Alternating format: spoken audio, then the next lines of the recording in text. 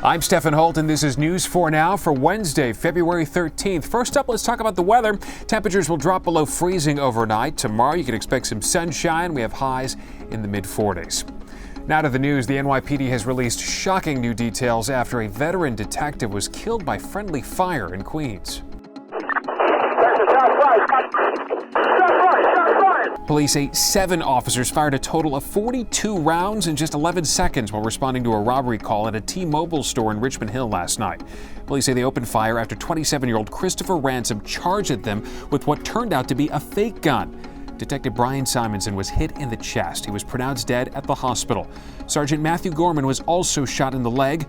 Ransom was shot multiple times and is in police custody at a hospital. Throughout New York, flags were lowered to half-staff to honor Detective Simonsen. He is the first NYPD officer to be killed in the line of duty since 2017. The department says he didn't even have to be at work last night. He was looking into a separate case when he heard the call go out about a robbery.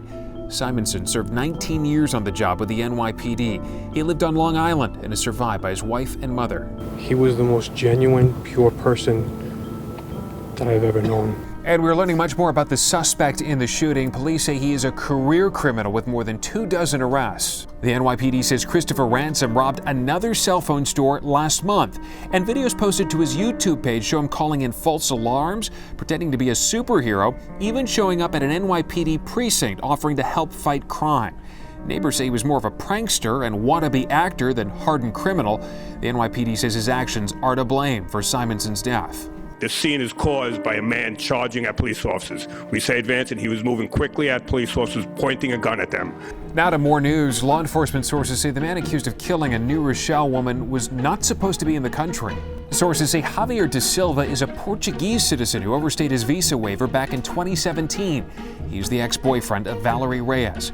Her body found in a suitcase last week off a road in Greenwich, Connecticut. Funeral services for the 24-year-old were held today. Finally, lawmakers are pushing to make renting an apartment more affordable. 2 New York City Council members introduced bills to limit brokers' fees and security deposits on apartments to 1 month's rent. One would allow renters to pay a security deposit in 6 monthly installments. But the president of REBNY, the Real Estate Board of New York, said the legislation would interfere with the way real estate agents make a living. And that's all for News 4 Now. Keep watching for much more on Detective Simonsen. I'm Stefan Holt. Thanks for watching.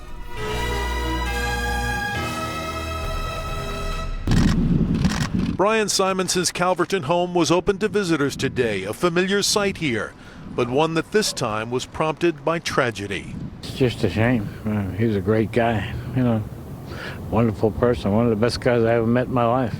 Tears streamed down Harry Goldbach's face as he remembered his friend. Simonsen had called asking Harry to walk his dog just hours before the detective was killed by friendly fire during a Queens robbery. Brian brought joy and happiness and light to the world, period. Simonsen's one-time NYPD partner called the 42-year-old one of the best. But to many of the kids along this Calverton street, he was just Uncle Brian. Their door was always open. Our kids all loved them. We would, swim in their pool and hang out, and it was just fun to be around. Friend Dave Machado says one of his young sons wept when told of Simonsen's death today. Others here used American flags to display their grief. Just knowing him for these last 3 years, he left an impression on me and my kids. Simonsen's NYPD colleagues were among the many who came to Calverton today to comfort his wife and family. Simonsen grew up on eastern Long Island and, according to a neighbor, had worn out a lot of cars traveling roughly 60 miles to his job in Queens. He genuinely loved what he did for a living because he was such a good person. People that needed help recognized that right away.